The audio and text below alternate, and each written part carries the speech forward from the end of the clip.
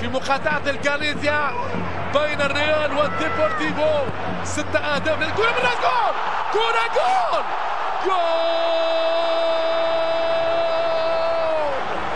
المدمر رونالدو. طائرة التورنادو تفجر دفاع الخفافيش شفار السنغال. الكرة العالمية رونالدو بالرأسية الذهبية بأعلى إمكانياته البدنية برعب الأقدام الكروية.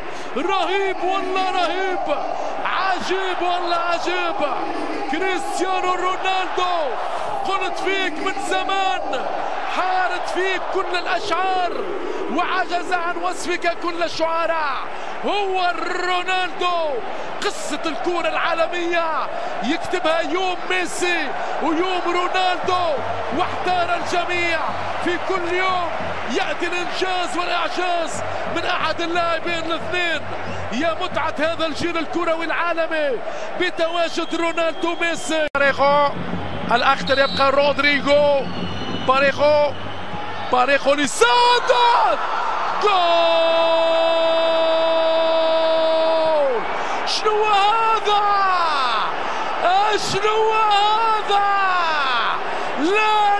لا كرة صاروخية من نجم الكرة الأرجنتينية داني باريخو، اللاعب السابق لريال مدريد، يكوي الميرينجي في دقائق قاتلة. شنو هذا؟ غير معقول. هذا الهدف من كوكب آخر. زيدان الحيران، زيدان الحيران. الريال مشاهدينا الكرام لعب بالنار. الريال ينحني في آخر المشوار بكرة ذهبية لداني باريخو.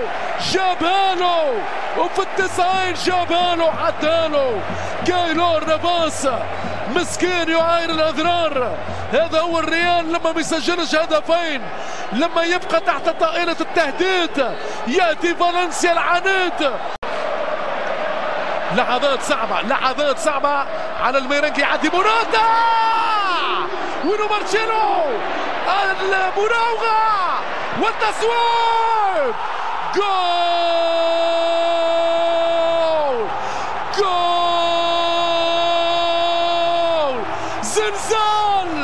زلزال في ملعب سانتياغو. ولعت نار يا حبيبي، نار. الابتسامة وكامل العلامة يا زيزو. زين الدين زيدان.